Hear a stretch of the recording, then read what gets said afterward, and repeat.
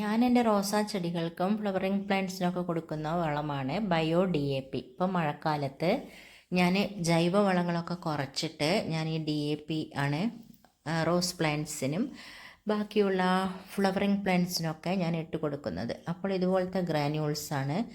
നമുക്ക് ചെടിയുടെ വലിപ്പം അനുസരിച്ച് വളത്തിൻ്റെ അളവ് കൂട്ടുകയും കുറയ്ക്കുകയും ഒക്കെ വേണം. കുറച്ച് വലിയ പ്ലാന്റ്സൊക്കെ ആണെങ്കിൽ ഒരു 9-10 ഗ്രാന്യൂൾസൊക്കെ ഇട്ട് കൊടുക്കണം. ചെറിയ പ്ലാന്റ്സിനാണെങ്കിൽ കുറച്ചൊരു 5-6 ഗ്രാന്യൂൾസൊക്കെ. ഇപ്പോൾ ഇതുപോലത്തെ റോസാ പ്ലാന്റിനൊക്കെ ഒരു 10 എണ്ണമൊക്കെ ഞാൻ ഇട്ട് കൊടുത്തു.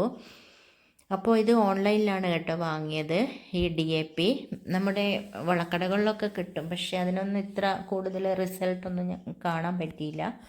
അപ്പോൾ മണ്ണൊക്കെ നീക്കി ചെടിയുടെ കുറച്ച് ദൂരോട്ടായിട്ട് ഇട്ട് കൊടുക്കണം. അതുപോലെ ഇതുപോലെ എക്സോറ ഉണ്ടല്ലോ, ഇത് വൈറ്റ് തെച്ചിപ്പൂവാണ്, ഇതിനും ഞാൻ ഇട്ട് കൊടുക്കുന്നുണ്ട്. എല്ലാ ഫ്ലവറിങ് പ്ലാന്റ്സിനും ഇട്ട് കൊടുക്കും കേട്ടോ. അപ്പോൾ നല്ല റിസൾട്ടാണ് കിട്ടിയത്.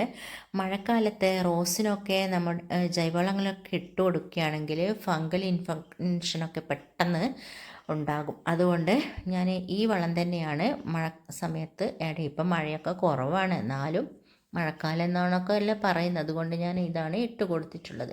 നല്ല ബുഷായിട്ട് ചെടികളൊക്കെ നല്ല ബുഷായിരിക്കുകയും കൂടുതൽ ഫ്ലവറൊക്കെ ഉണ്ടാവുകയും ചെയ്യും.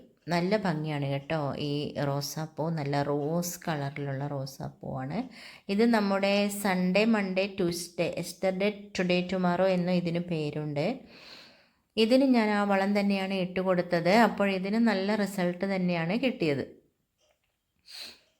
പോട്ടിലാണ് വെച്ച് കൊടുത്തിട്ടുള്ളത്. മണ്ണിൽ വേണമെങ്കിൽ നമുക്കിത് മണ്ണിലും നട്ടു കൊടുക്കാം. പോട്ടിലൊക്കെ വെച്ച് കൊടുത്താൽ നമുക്ക് വളങ്ങളൊക്കെ ആഡ് ചെയ്ത് കഴിഞ്ഞാൽ നല്ല റിസൾട്ടൊക്കെ കിട്ടും. നല്ല വെയിലൊക്കെ വേണം കേട്ടോ ഇതിന്. ഇപ്പോഴും മഴ കുറവായിട്ട് വെയിലൊക്കെ ഉള്ളത് കൊണ്ടാണ് ഇത്ര കൂടുതലൊക്കെ പൂവൊക്കെ ഉണ്ടായിട്ടുള്ളത്. മഴ സമയങ്ങളിൽ ഈ ജൈവവളങ്ങൾ പിന്നെ എല്ലുപൊടിയൊക്കെ ഞാൻ ഇടയ്ക്കിടെ ആഡ് ചെയ്യാറുണ്ട് കേട്ടോ. പിന്നെ കടലപ്പിണ്ണാക്ക് അതൊന്നും ഞാൻ ഇട്ട് കൊടുക്കാറില്ല, കാരണം റോസാ ചെടികൾക്കൊക്കെ ഫംഗൽ ഇൻഫെക്ഷനൊക്കെ കൂടുതൽ വരുന്നത് കൊണ്ട് അതൊക്കെ ഞാൻ കുറച്ച് മാത്രമേ ഇട്ട് കൊടുക്കാറുള്ളൂ. നല്ല ഭംഗിയാണ് കേട്ടോ ഈ വൈറ്റ് എക്സോറ. നിറയെ പൂക്കളൊക്കെ ഉണ്ടാകും, എല്ലാ സമയത്തും ഇതിന് പൂക്കളൊക്കെ ഉണ്ടാകും. അപ്പോൾ എല്ലാവരും സബ്സ്ക്രൈബ് ചെയ്യുക, സപ്പോർട്ട് ചെയ്യുക.